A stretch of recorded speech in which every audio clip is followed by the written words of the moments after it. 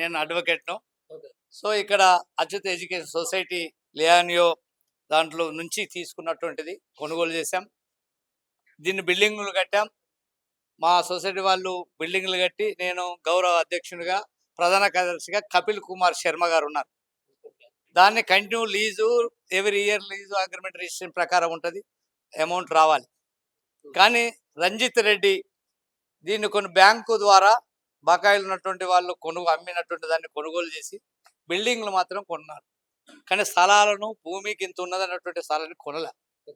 So దాని ఈ వెంచర్లో దాదాపు 300 ప్లాట్లు ఉంటాయి. ఒక్కొక్క ప్లాటు 1000 గజాలు. సో అనేక మంది బయట ఇతర దేశాల్లో ఉన్నారు, భవిష్యత్తు ఉందాం అనుకున్నారు. ఆయన కొనుగోలు చేసి బిల్డింగ్లు ఉన్నాయి కాబట్టి స్థలం లేకపోవడం ద్వారా కబ్జాకు ప్రారంభించారు. ఆయన అధికార బలం, అంగబలం, ఆర్థిక బలం ఉండి ఇలాంటి అక్రమాలకు పాల్పడుతున్నాడు. మాకు ఈ లియో అవి రైతులై కొనుగోలు చేసిన పట్టదారులే. దానికి తోడు అచ్యుత్ ఎడ్యుకేషన్ సొసైటీ సంబంధించినటువంటి దాంట్లో కన్స్ట్రక్షన్ చేసినాయి రూమ్స్ ఉంటాయి, 66,000 చదరపు అడుగులు. అది మాకు రావాల్సినటువంటి బకాయి మొన్న సెప్టెంబర్ 23 తోటి అగ్రిమెంట్ అయిపోయింది. ఆ సొసైటీకి కావాల్సినటువంటి 66,61,00,000 పైచీలకు రావాల్సిన అమౌంట్ రావాలి. అగ్రిమెంట్ అయిపోయింది, మీరు వెకేట్ చేయాలని మా society general secretary Kapil Kumar Sharma వెళ్తే అతని పైనే పోలీస్ స్టేషన్లో కేసు పెట్టడం. కపిల్ శర్మ పైన ఇక్కడ సొసైటీ దీంట్లో నడుపుతున్నటువంటి లియోనియా నడుపుతున్నటువంటి రంజిత్ రెడ్డి వారి యొక్క అనుచరులు అంటే సెక్యూరిటీ ఆఫీసర్ వాళ్ళు పెట్టారు. దాన్ని అసలు ఎందుకు ఇది 66,000 కాదు 29,000 అని చెప్పడానికి ఓ ఫోర్జరీ డాక్యుమెంట్ సృష్టించారు. మార్చి మా దగ్గర పూర్తి డాక్యుమెంటు, స్టాంపు, అగ్రిమెంటు, సంతకం పెట్టిన వాళ్ళు నేను పెట్టలేదు, ఇది తప్పని. అగ్రిమెంట్లో స్టాంప్ పేపర్ కొంటాం వెండర్ దగ్గర. ఇవాళ 6వ తేదీ అక్టోబర్ 6వ తేదీ అక్టోబర్ నాడు పేపర్ కొంటే 7వ తేదీ నాడు అగ్రిమెంట్ చేసుకుంటాం. కానీ మార్చి 1వ తేదీ నాడు అగ్రిమెంట్ చేస్తాడు, మార్చి 23వ తేదీ నాడు స్టాంప్ పేపర్ కొంటాం. దొంగ ఎప్పుడు కూడా ఎక్కడో కాడ లీగల్గా దొరుకుతాడు. అది దీన్ని ఎన్సిఎల్టీలో పెట్టడం ద్వారా ఇది ఫోర్జరీ. తర్వాత సంతకం కూడా నాది కాదని చక్రవర్తి చెప్పినాక అప్పుడు పోలీస్ స్టేషన్లో పోయి ఇది ఎన్సిఎల్టీ చెప్పినాక పోలీస్ స్టేషన్ కేసు అయింది. ఇది చెప్పినాక దాని మీద యాక్షన్ లేదు. కానీ మాకు కావాల్సిన బకాయి కావాలని వెళ్తే మాత్రం కేసు రిజిస్టర్ అయితే రిమాండ్ చేస్తారు. దీనికి కారణం ఏంటంటే ప్రభుత్వం అండదండలు, డబ్బు బలం, అసలు అహంకారం, పేదలను తరిమి కొట్టి ఇదంతా కబ్జా చేయాలన్నటువంటి వ్యవస్థ. దీంట్లో చిలికి వానగా ఎవరైనా 1, 2, 3 చూసిన తర్వాత చిన్న వాళ్ళందరూ ఒకటి జమ అవుతారు. కలిసినప్పుడు నువ్వు ఎంత పెద్దోన్నమైనా పతనం కాక తప్పదు. ఇప్పుడు కోర్టును ఆశ్రయించినప్పుడు మరి ఎట్లాంటి రిపోర్ట్ వచ్చింది? మరి ఇప్పుడు మీరు ఒక అడ్వకేట్ కాబట్టి కోర్టులో అన్ని మాకు న్యాయంగా అన్ని గెలుస్తాం. ఉన్నాయి పెండింగ్. వాడు మా మీద పెట్టిన కేసులు క్వాష్ చేసాం. ఎన్సిఎల్టీలో మనం గెలుస్తాం. ఫోర్జరీ తేలిపోయింది. మనకు కావాల్సిన బకాయి రావాలని ఆర్డరు పాస్ అన్ని పాస్ అవుతాయి. కొంత టైం పడుతుంది. అయితే ఈలోపు ఫైటింగ్ అంతో కొట్లాడడం నిత్యం రోజువారి కొట్లాట. ఇళ్ళకు వెంచర్లకు రావాలంటే గేట్లు పెట్టి ఎవరు రాని, సెక్యూరిటీ పెట్టి నువ్వు రావద్దంటాడు. వెహికల్ రావాలంటే రావద్దంటాడు. అసలు నీ సొమ్ము కాదు, నీ సొత్తు కాదు, నీ బిల్డింగ్ ఇది అందరు రావాల్సినటువంటి. కాబట్టి ఈ ఆక్రమణలు దుర్మార్గమైనటువంటి దానిపైన చెప్పడానికి కాంగ్రెస్ నాయకులనే ముందు అప్రోచ్ చేయడం. టీపీసీసీ దీంట్లో రంజిత్ రెడ్డి ప్రధాన పాత్ర, ఆయనకు మద్దతు వేం నరేందర్ రెడ్డి. ఓపెన్ సీక్రెట్ వాళ్ళు పోలీస్ అధికారులు క్లియర్ చెప్పాడు. మైనంపల్లి హనుమంతరావు గారికి ఓపెన్ చెప్పాడు. మేము ఆడనే ఉన్నాం, ప్రత్యేకంగా స్పీకర్లోనే చెప్పాడు. అందరూ మేము కాంగ్రెస్ వాళ్ళనే ఆశ్రయించి చెప్పాం. ఇది కాని ఎడల రేపు ఇది ప్రారంభం మాత్రమే. మా బకాయి మాకు రావాలి, మా వెకేట్ చేసి మాకు హ్యాండ్ ఓవర్ చేయాలి. ఇది అట్లే చేస్తే మేము అన్ని రాజకీయ పార్టీలను ఆశ్రయిస్తాం, ప్రజలను కూడగడతాం.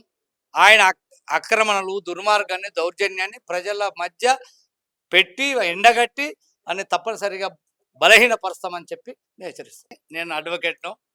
సో ఇక్కడ అచ్యుత్ ఎడ్యుకేషన్ సొసైటీ లియానియో దాంట్లో నుంచి తీసుకున్నటువంటిది కొనుగోలు చేశాం.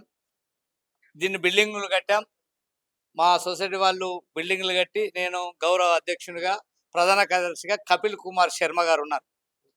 దాన్ని continue lease every year lease agreement registration ప్రకారం ఉంటుంది, అమౌంట్ రావాలి. కానీ రంజిత్ రెడ్డి దీన్ని కొన్ని బ్యాంకు ద్వారా బకాయిలు ఉన్నటువంటి వాళ్ళు అమ్మినటువంటి దాన్ని కొనుగోలు చేసి బిల్డింగ్లు మాత్రం కొన్నారు. కానీ స్థలాలను భూమికి ఇంత ఉన్నదన్నటువంటి స్థలాన్ని కొనలే. సో దాని ఈ వెంచర్లో దాదాపు 300 ప్లాట్లు ఉంటాయి. ఒక్కొక్క ప్లాటు 1000 గజాలు. సో అనేక మంది బయట ఇతర దేశాల్లో ఉన్నారు, భవిష్యత్తు ఉందాం అనుకున్నారు. ఆయన కొనుగోలు చేసి బిల్డింగ్లు ఉన్నాయి కాబట్టి స్థలం లేకపోవడం ద్వారా కబ్జాకు ప్రారంభించాడు.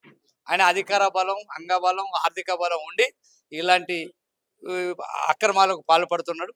మాకు ఈ లియో అవి రైతులై కొనుగోలు చేసిన పట్టదారులే.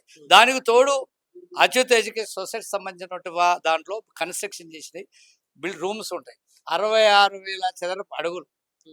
అది మాకు రావాల్సినటువంటి బకాయి మొన్న సెప్టెంబర్ 23 తోటి అగ్రిమెంట్ అయిపోయింది. ఆ సొసైటీకి కావాల్సినటువంటి 66,61,00,000 పైచీలకు రావాల్సిన అమౌంట్ రావాలి, అగ్రిమెంట్ అయిపోయింది, మీరు వెకేట్ చేయాలని మా society general secretary Kapil Kumar Sharma వెళ్తే అతని పైనే పోలీస్ స్టేషన్లో కేసు పెట్టడం. కపిల్ శర్మ పైన ఇక్కడ సొసైటీ దీంట్లో నడుపుతున్నటువంటి లియోనియా నడుపుతున్నటువంటి రంజిత్ రెడ్డి వారి యొక్క అనుచరులు అంటే సెక్యూరిటీ ఆఫీసర్ వాళ్ళు పెట్టారు.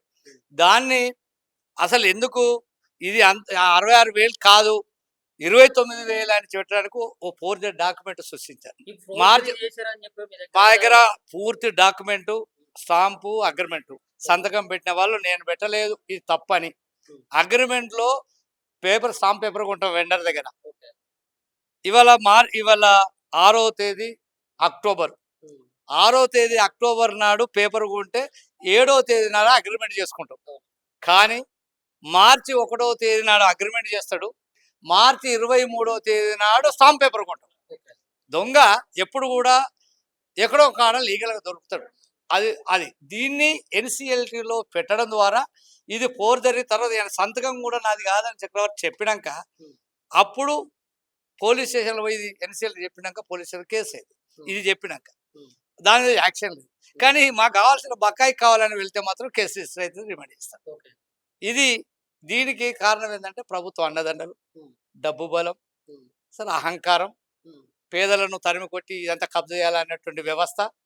దీంట్లో చిలికి వానగా ఎవరైనా 1, 2, 3 చూసిన తర్వాత చిన్న వాళ్ళందరూ ఒకటి జమ అవుతారు. కలిసినప్పుడు నువ్వు ఎంత పెద్దోన్నమైనా పతనం కాక తప్పదు. ఇప్పుడు కోర్టును ఆశ్రయించినప్పుడు మరి ఎట్లాంటి రిపోర్ట్ వచ్చింది? మరి ఇప్పుడు మీరు ఒక అడ్వకేట్ కాదు, కోర్టులో అన్ని మాకు న్యాయంగా అన్ని గెలుస్తాం. ఉన్నాయి పెండింగ్. వాడు మా మీద పెట్టిన కేసులు క్వాష్ చేసాం. ఎన్సిఎల్టీలో మనం గెలుస్తాం. ఫోర్జరీ తేలిపోయింది. మనకు కావాల్సిన బకాయి రావాలని ఆర్డరు పాస్ అన్ని పాస్ అవుతాయి. కొంత టైం పడుతుంది. అయితే ఈలోపు ఫైటింగ్ దాంతో కొట్లాడడం నిత్యం రోజువారి కొట్లాట. ఇళ్ళకు వెంచర్లకు రావాలంటే గేట్లు పెట్టి ఎవరు రాని, సెక్యూరిటీ పెట్టి నువ్వు రావద్దు అంటాడు. వెహికల్ రావాలంటే రావద్దంట. అసలు నీ సొమ్ము కాదు, నీ సొత్తు కాదు, నీ బిల్డింగ్, ఇది అందరు రావాల్సినటువంటి. కాబట్టి ఈ ఆక్రమణలు, దుర్మార్గమైనటువంటి దానిపైన చెప్పడానికి కాంగ్రెస్ నాయకులనే ముందు అప్రోచ్ చేయడం. టీపీసీసీ దీంట్లో రంజిత్ రెడ్డి ప్రధాన పాత్ర, ఆయనకు మద్దతు వేమ నరేందర్ రెడ్డి. ఓపెన్ సీక్రెట్ వాళ్ళు పోలీస్ అధికారులు క్లియర్ చెప్పాడు. మైనంపల్లి హనుమంతరావు గారికి ఓపెన్ చెప్పాడు. మేము ఆడనే ఉన్నాం, ప్రత్యేక స్వీకరణలోనే చెప్పాడు. అందరూ మేము కాంగ్రెస్ వాళ్ళనే ఆశ్రయించి చెప్పాం. ఇది కాని ఎడల రేపు ఇది ప్రారంభం మాత్రమే. మా బకాయి మాకు రావాలి, మా వెకేట్ చేసి మాకు హ్యాండ్ ఓవర్ చేయాలి.